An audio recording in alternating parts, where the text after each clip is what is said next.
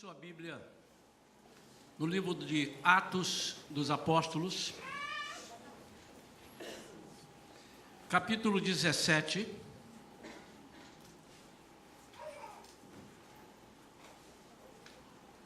versículos 24 a 28. O pessoal está bem criativo na mídia.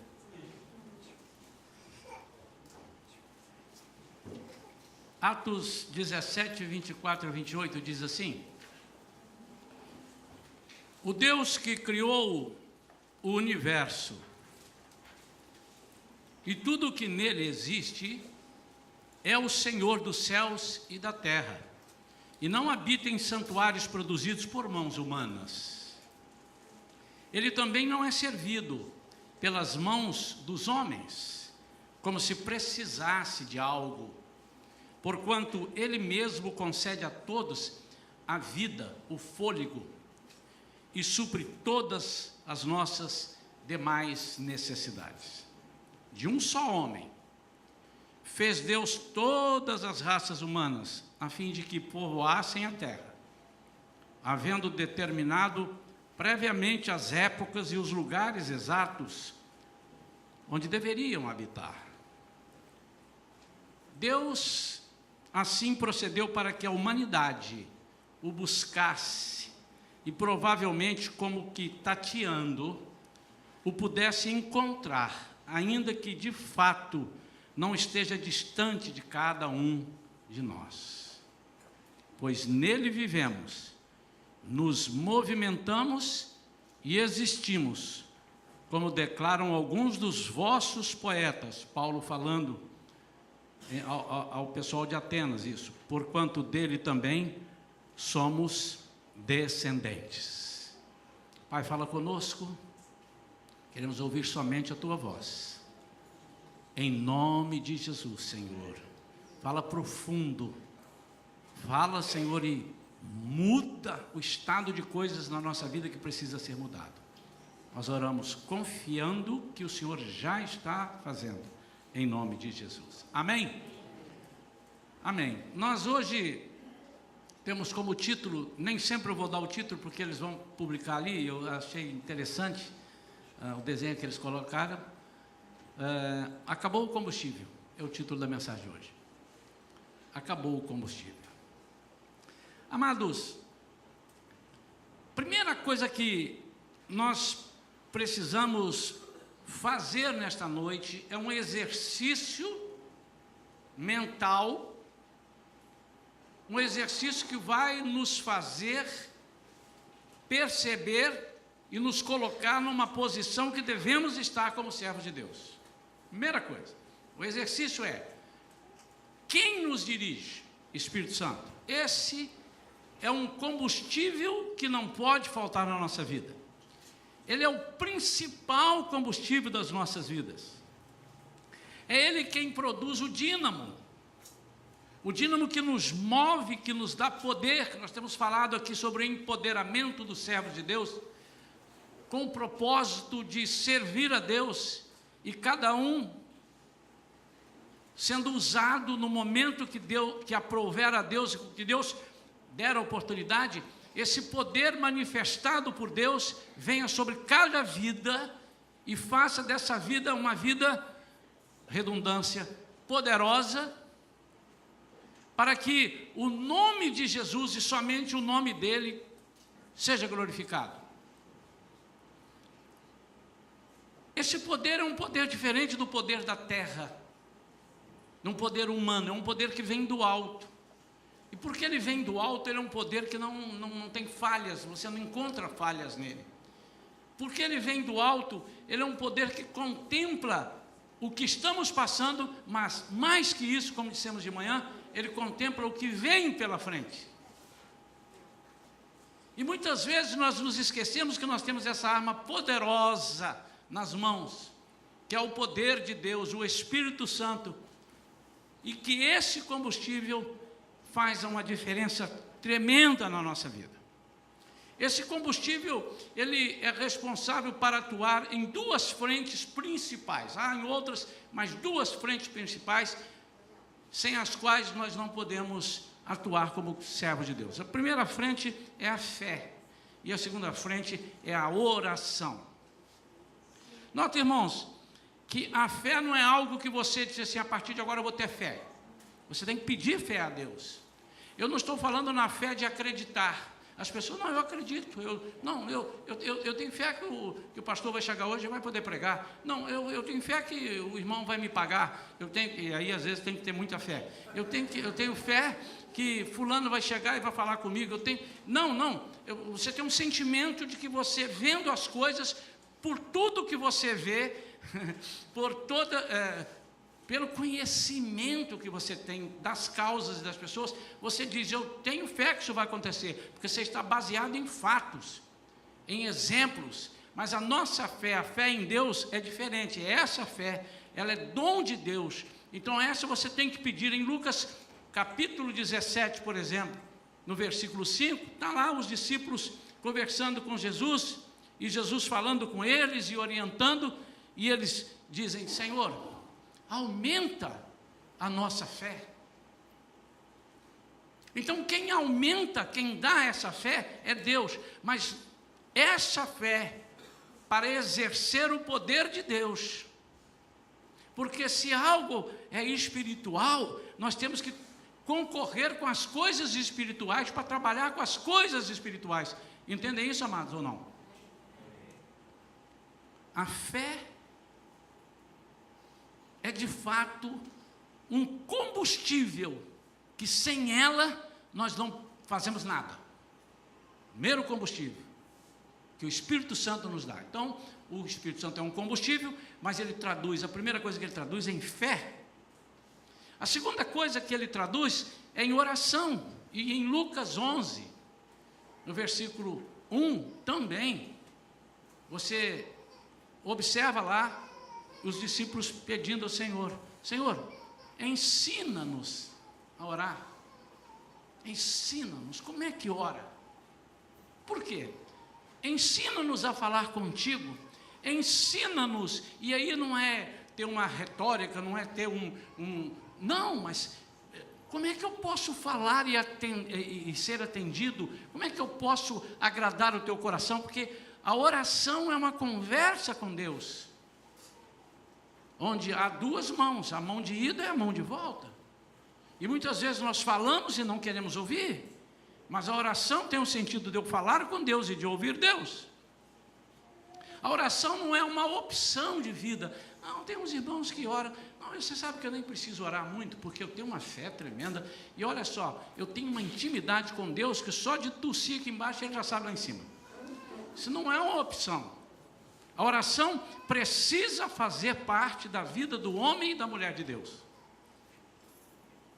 E se nós entendermos mais um pouquinho sobre o que é a oração, nós falamos, puxa vida, como é que eu estou marcando bobeira? A oração, ela serve, embora Deus saiba todas as coisas que nós precisamos, embora Deus saiba todas as coisas das quais necessitamos, embora Deus saiba todas as nossas carências, Ele pede que nós peçamos a Ele. E quando nós pedimos a Ele, o resto é com Ele. Então, a sua conversa vai para Deus, e Deus manda um canhão para cima do problema. Então, o problema não recebe a sua ordem, mas recebe a ordem de Deus. Por isso que quando nós oramos, nós falamos em nome de Jesus. Às vezes nós não sabemos porquê, e nós oramos, e tal, assim, então, tal, abençoa a nossa vida, amém. Eu não creio que você vá para o inferno por causa disso, não. Mas Jesus diz, tudo que pedirdes ao Pai, em meu nome. Por isso que nós, cristãos, sempre que oramos, temos que falar em nome de Jesus. Não como uma reza, mas lembrando, eu estou fazendo isso por orientação, por determinação de Jesus. Eu estou pedindo no nome de Jesus. Então a oração é algo que move esse mundo. A oração, porque é movida pelo poder de Deus, é algo que faz na sua vida aquilo que você não tem a menor condição de fazer. Então a fé é um elemento que te faz entender uma coisa que não pode entender, que faz ver uma coisa que não pode ser vista. A fé é a certeza daquilo que eu ainda estou a esperar e a convicção daquilo que eu não vi. Tem alguns irmãos que estão a esperar aí alguma encomenda pelo correio, né? Tenha fé, irmão. Pode chegar e pode não chegar. Mas a fé é a certeza de que você vai chegar, que vai chegar. E a convicção de algo que você não viu. A única forma, a única coisa na Bíblia que não nos acusa como falso testemunho é fé. Nós temos convicção de um negócio que eu não vi.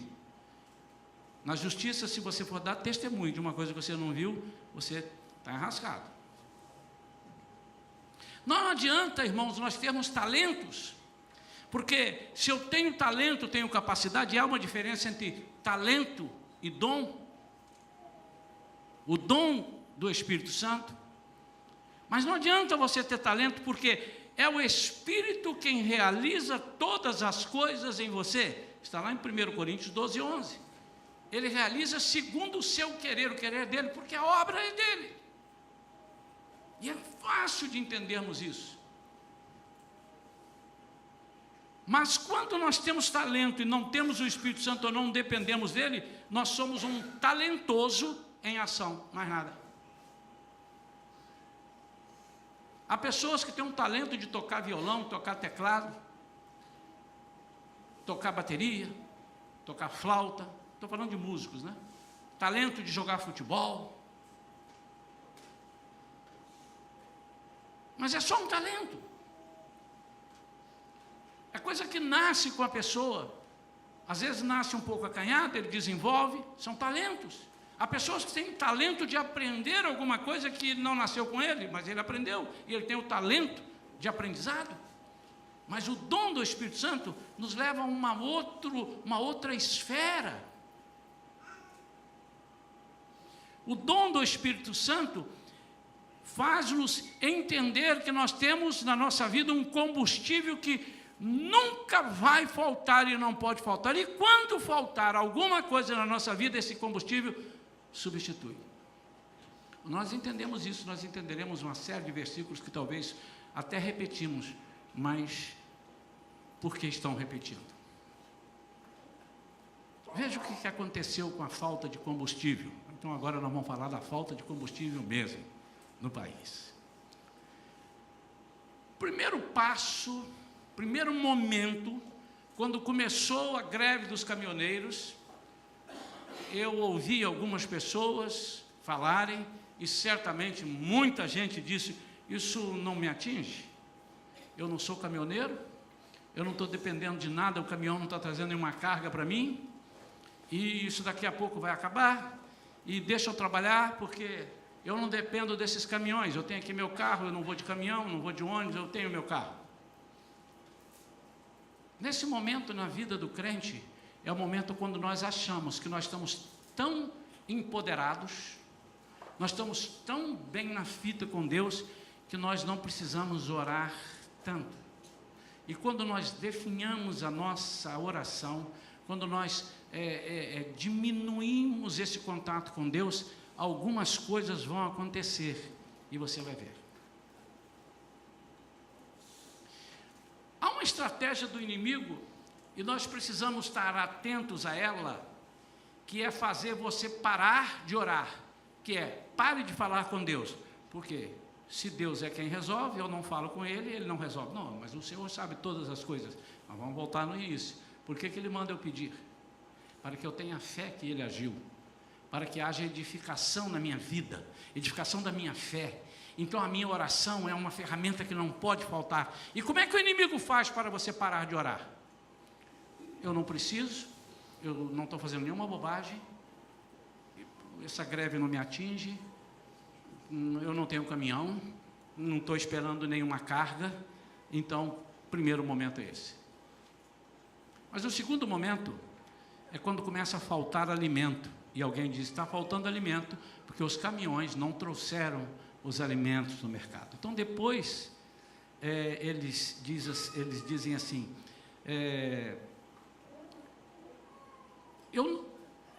esse alimento que está faltando é um alimento que eu não como todos os dias. Por exemplo, se faltar batata, tomate, algumas pessoas vivem sem a batata, sem o tomate. Mas com o passar dos dias, a vitamina, certamente que ele precisa consumir em algum alimento, ele não vai consumir.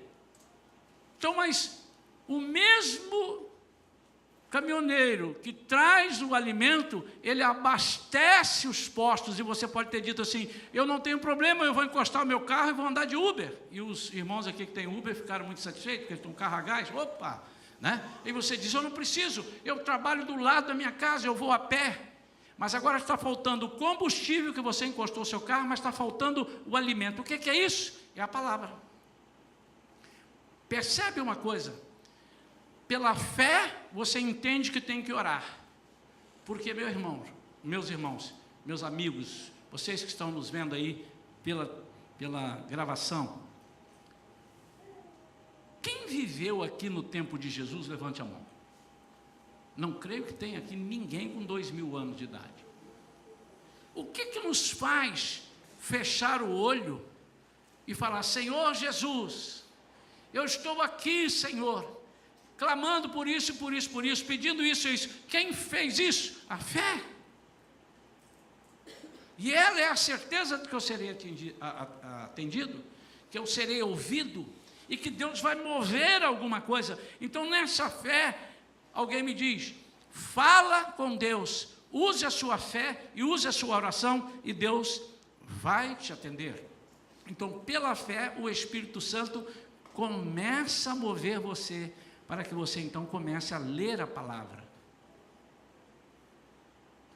Irmãos, falamos um pouco de manhã sobre isso, e as mensagens de manhã e de noite, elas estão sendo, quando eu prego, intercaladas, ou ligadas, digo, porque não há como ser diferente. Muitas vezes eu não pretendo dar uma mensagem de manhã para uma coisa e outra completamente diferente de noite, a não ser que o Senhor assim oriente, mas Ele tem orientado essa ligação. Esse alimento que muitas vezes nós não fazemos questão, é um alimento que lá na frente vai nos fazer falta como algum tipo de vitamina. Se você não come um certo alimento, batata, alface e tudo, mas vai chegar um momento que o seu médico vai dizer assim, você tem comido essa verdura, esse legume, você tem comido feijão, você precisa de ferro no seu organismo, você precisa disso, disso e disso. E aí quando você começa a perceber isso, você já começa a ficar vulnerável na sua saúde. Quando é que nós somos crentes fracos? Não fracos no sentido de fraco, você é fraco, você não conhece a Bíblia, você é fraco, você tem medo de tudo. Não é nesse sentido, é fraco no sentido de não vencermos o inimigo, fraco no sentido de não nos posicionarmos e ficarmos de pé o tempo todo. É a palavra que nos dá perseverança.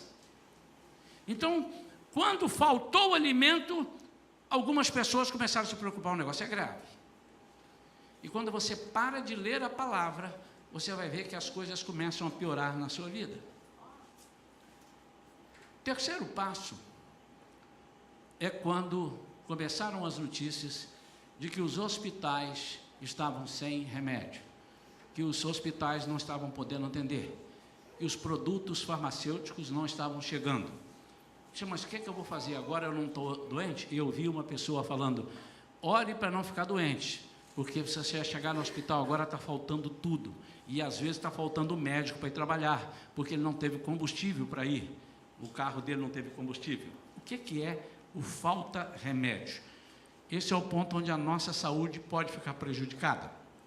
Se você for a um hospital, por a falta de um simples medicamento, você pode morrer lá no hospital. Por uma coisa que não seria grave, você pode morrer. E como é que eu traduzo isso para o nosso meio? Como é que eu traduzo isso para a vida do cristão? A nossa enfermidade espiritual, então, começa a nos atingir. E ela pode nos levar à morte. Isso é sério demais. Quando o apóstolo Paulo diz em 1 Coríntios, estabelecendo sobre a ceia do Senhor, 1 Coríntios 11, a partir do versículo 23, ele mesmo recebeu do Senhor, ele diz, por isso que há entre vós muitos que estão enfermos, muitos que dormem.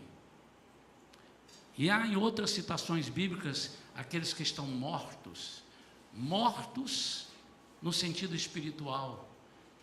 É aquele que completamente está separado, afastado da atuação de Deus na sua vida. Isso é terrível, irmãos. Quando nós sentimos um abismo entre nós e Deus, isso é terrível. Esse momento é o momento da falta do remédio. E as pessoas então começaram a se preocupar. Queridos, olha só que interessante, tudo começa por uma coisa que você pensa, não está me atingindo. Eu não vou fazer uma pergunta aqui na igreja perguntando quantas vezes você ora por semana. Aliás, a pergunta seria muito mole assim, né? Eu teria perguntado quantas vezes você ora por dia. Daniel orava 3 vezes ao dia e fazia questão de orar. Mas eu também oro, pastor. Eu oro na hora que eu vou tomar um café, eu oro na hora que eu almoço, eu oro na hora que eu janto. Aliás, eu oro também depois que eu vou tomar uma sopinha de noite, 4 vezes. Não é isso que nós estamos falando, não é disso, não é dessa oração. É a oração de conhecimento, de estreitamento de laços. Mas começa com você não tendo tempo para orar, achando que isso não é importante. E sabe o que o diabo coloca na cabeça de algumas pessoas? Eu não sei orar. E é engraçado que ele fala isso conversando. É como se ele estivesse dizendo, eu não sei falar. E o que você está falando? Eu estou falando, mas não sei falar. E falar com Deus é exatamente como falamos uns com os outros, mas sempre ligados pela fé que nós estamos falando com um soberano que nos atende em todos os momentos e sabe todas as nossas necessidades. Mas ali começa a estratégia, a sutileza do diabo e nós começamos a diminuir a oração.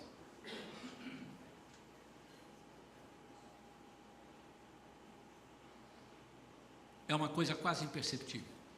Você quer ver uma coisa? Procura as maiores, qualquer igreja vai ter uma ou outra exceção. E vê qual é o menor culto que eles têm. Se não for o culto de oração, você vem aqui e me repreenda. O menor culto da igreja é o culto de oração. Por que isso? Porque nós temos a tendência de dizer assim, não, se eu não orar, eu não vou deixar de ser crente. Uma vez eu ouvi uma pessoa falar e eu repreendi com amor, exortei. Ele disse assim, não, hoje não tem muita coisa não, só um cultinho de oração. Quando nós deveríamos entender que o culto de oração é mais importante do que esse que eu estou tendo agora aqui com vocês. O culto de oração é mais importante do que o culto onde talvez tenhamos uma palavra, porque a oração vai fazer por nós aquilo que nós não podemos fazer. E ele começa com essa sutileza, nos afasta da palavra e aí nos deixa sem conviver com Jesus. E aí nós começamos a morrer. Por fim, irmãos, o que aconteceu nas bombas? Algumas. Pelo noticiário disse, tenham cuidado, porque não vou nem falar do aumento de preço, vou falar dos combustíveis adulterados. E eles começaram a misturar aquilo que não podiam misturar. Se tinha que misturar o etanol na gasolina, eles punham uma percentagem maior do etanol, que prejudica o seu carro. Ele foi preparado para uma coisa ou outra, se ele não é flex, então qualquer pouquinho que tiver misturado na gasolina, já vai atrapalhar o teu carro que não é flex. O que é o alimento, o combustível adulterado? É quando você começa, depois desse terceiro ponto, em que você está doente, você agora precisa estar alinhado e não se desesperar para encher o tanque do teu carro.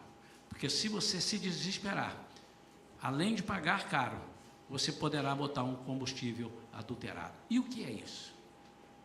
Isso é uma palavra torta, é uma palavra que não é a palavra de Deus, é um ensinamento que não vem do alto, é um ensinamento corrompido pelo ser humano. É um ensinamento de falsos profetas que vem e de repente você pensa que está sendo alimentado, você está sendo intoxicado. E há intoxicações que você não percebe na hora. Há enfermidades que elas são traduzidas pelo próprio alimento.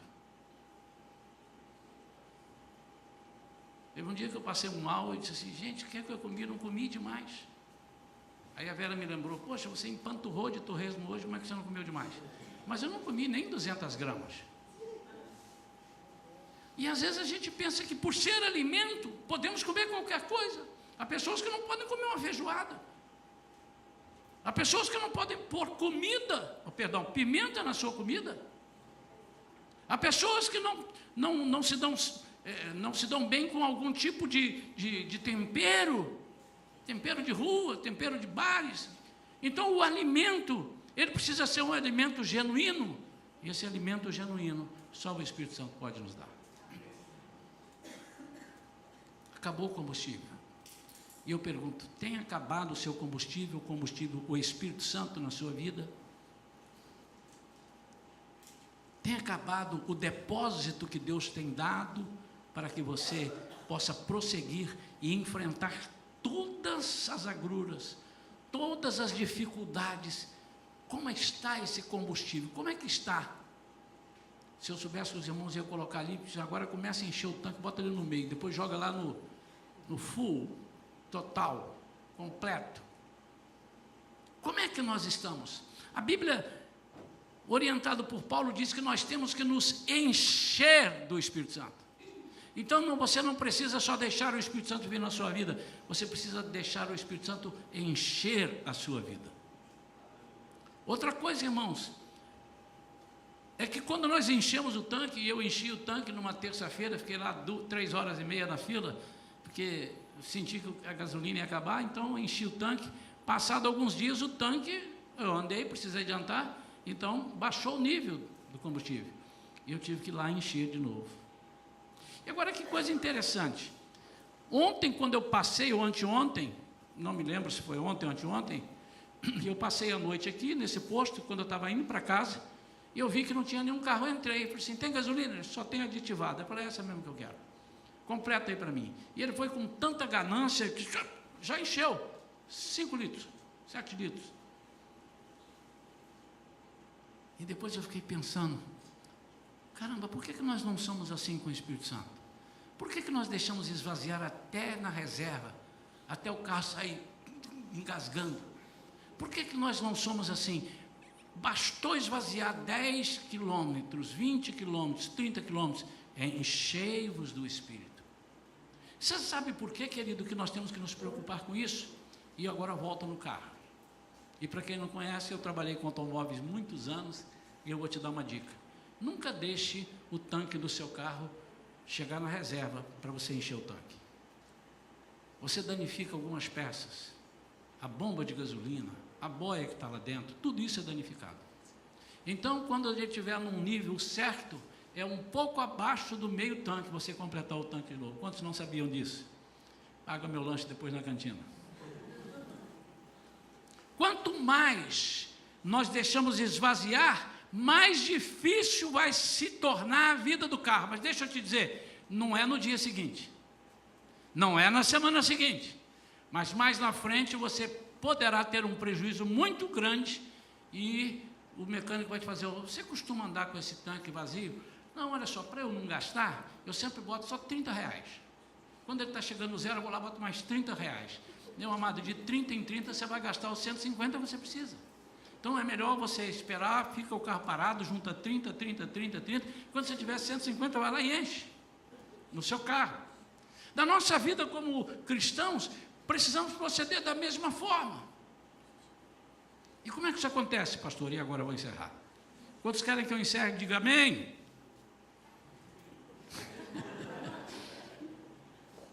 Quantos querem parar de mentir? Digam amém.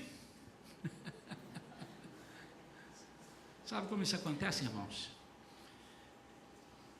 É quando nós depositamos no culto de domingo ou num culto todo o nosso depósito e não carregamos o tanque nem um dia mais durante a semana. E muitas vezes, irmãos, nós não podemos estar aqui no outro domingo porque o combustível não nos deixou chegar aqui no domingo. Quantos entenderam essa analogia? Mas, como eu disse aqui uma vez, já venha queimado de casa. O que é queimado de casa? Você sai daqui hoje, amanhã, ou quarta, terça, quinta, e você procede à leitura da palavra, e ora. E quando chegar no sábado, assim, meu Deus do céu, esse domingo não chega para a igreja, e eu estou doido para chegar na igreja. E quando você chegar aqui, você já chega cuspindo fogo, mas não em cima dos irmãos, mas cuspindo fogo contra o diabo. Você chega pipocando, você chega numa alegria, porque você chega com vontade. O seu tanque falta pouco para encher, mas quando você chega aqui, depois de 2, 3, 4 meses, às vezes, sem ler a palavra, sem estar na casa, sem estar em comunhão, você chega muito mais frio, até pegar de novo no tranco, vai demorar tudo de novo. Há outros exemplos. Faça um churrasco, deixa a brasa ir ao fim e virar quase cinza, e bota mais carne, não vai pegar. Então agora você vai fazer, o que você tem que fazer? Acender tudo de novo, e às vezes você vai ficar ali com a paleta assim rodando e soprando, e o negócio não pega fogo. Mas quando você percebe que a brasa está diminuindo, você joga mais carvão. O que faz com aquela brasa? Aquela brasa incendeia o outro carvão. Quantos sabem fazer churrasco? Diga amém. Quantos sabem fazer churrasco? Diga amém. Podem me chamar para o próximo. E eu quero conferir se você faz assim com a brasa. A palavra desta noite, meu amado e minha amada, é que falte combustível no mundo, nós temos que ter combustível para abastecer o mundo. Falte combustível em qualquer situação, nós temos que estar habilitados a abastecer e a caminhar. Existe uma parábola de Jesus, só vou citá-la, não vamos falar sobre ela, que é uma pregação, que é a parábola das 10 virgens. As 10 tinham uma lamparina, as 10 tinham azeite na lamparina, as 10 dormiram, as 10 eram virgens, as 10 estavam preparadas para encontrar o noivo, as 10 acenderam a lamparina, só que 5 tinham o que estava na lamparina e um depósito. E esse depósito, é esse depósito que eu estou falando hoje do Espírito Santo, de você não deixar chegar no fim, para toda a sujeira que está no tanque, subir para o motor do seu carro, e o carro engasgar. O que nós não podemos, irmãos, é deixar esfriar a nossa vida com Jesus. Pastor, mas eu não deixo esfriar. Eu estou lá, eu estou orando, mas não é só isso. É orar, é trabalhar, é ler a palavra, é viver verdadeiramente colocando Jesus como centro das nossas coisas. E enquanto isso, nas horas vagas, nós trabalhamos para nós passeamos e fazemos as outras coisas. A palavra que eu quero deixar para cada irmão nesta noite é que nós não deixemos o nosso combustível, o Espírito Santo, chegar a um nível que seja difícil depois de completar. Porque quanto mais vazios nós estivermos, mais difícil vai ser para pegar depois, quando ligar a chave. Quantos entendem essa palavra? Quantos estão nessa noite precisando de um alimento, porque a sua vida, você sente que a sua vida não está verdadeiramente com a saúde espiritual que você precisava estar? Se você tem isso, aí mesmo no seu lugar, eu queria que você orasse, colocasse diante de Deus: Senhor, eu estou comendo, mas eu estou sem fome. Eu estou beliscando aqui, meto o garfo, rodo para lá, rodo para cá, faço assim, cisco a comida, porque eu estou sem fome, eu estou sem apetite. Por que está me faltando o apetite? Porque eu deixei acabar o combustível e me acostumei de não comer mais. Seja o que for que esteja passando na sua vida, eu queria que você colocasse a sua vida diante do altar de Deus agora, aí no seu lugar. Aí no seu lugar, você falasse com Deus: Senhor, eu não quero viver essa agonia que as pessoas viveram. As pessoas não estavam preparadas. Acabou o combustível, ficou todo mundo desesperado. mas as tentações virão, e o nosso combustível, palavra de Deus, o Espírito Santo, não vai permitir que nós nos afastemos desse Deus maravilhoso. Hoje de manhã eu disse sobre isso, e eu disse: Deus nos previne antes daquilo que vai acontecer. Ele vem e nos fala. Às vezes você sente uma dor no estômago, um negócio, meu Deus, tem um negócio difícil, calafrio, ai, eu estou com uma sensação horrível. Começa a orar, que é Deus te falando assim: eu estou te prevenindo de algo que vai acontecer, mas você já está preparado, você está fazendo jejum, você está afinado, você já está ouvindo, você já sabe que alguma coisa vai acontecer. Então agora clama, e eu vou solucionar completamente isso que você está vendo, e vou solucionar a sua vida de uma forma que você não tenha desequilíbrio e medo. Curva a sua cabeça. Pai, em nome de Jesus, nós queremos colocar diante de Ti, Senhor, esse nosso propósito. Propósito, Senhor, de não deixar o nosso tanque esvaziar. Quando estivermos na metade, um pouco abaixo da metade, como o apóstolo Paulo diz, enchei-vos do Espírito. Os enchimentos são vários, Pai, porque nós gastamos, nós saímos durante a semana, Senhor, e as pessoas nos agridem, as pessoas nos irritam, e aí nós usamos o Espírito Santo para não fazer uma bobagem, mas quando chega no outro domingo, Senhor, muitas vezes nós não queremos encher o nosso tanque, e nós estamos vazios, e na semana seguinte, algo muito pequeno é dito a nós, e nós explodimos, porque estamos sem combustível, estamos sem depósito. Pai, em nome de Jesus, controla, Senhor, o nosso espírito, e faça com que nós creiamos em Ti, Senhor, e tenhamos fé. Faça com que nós tenhamos esse alimento espiritual todos os dias. Nós temos coragem, tenhamos força para derrotar os ataques do inimigo nas nossas vidas. Nós oramos, Senhor, crendo que daqui, hoje, muitas pessoas sairão curadas disso. Cremos, Senhor, que alguns trocarão alguns momentos da sua vida por um momento de oração, por um momento de palavra. E, Senhor, nós passaremos menos aperto. Nós não ficaremos tão preocupados, porque assim como alguns disseram, eu estou tranquilo, meu tanque está cheio, e eu vou economizar. As pessoas possam dizer, eu estou de tanque cheio, não vou me desesperar. Como disse o apóstolo Paulo, eu sei em quem tenho crido. Estou certo que Ele é poderoso para guardar o meu tesouro até aquele dia. Pai, em nome de Jesus, concede graça aos nossos irmãos. Concede vitória, Senhor. Concede, Pai. Em nome de Jesus. Amém. Eu estou pronto para atender um ou outro que de repente diga, pastor, eu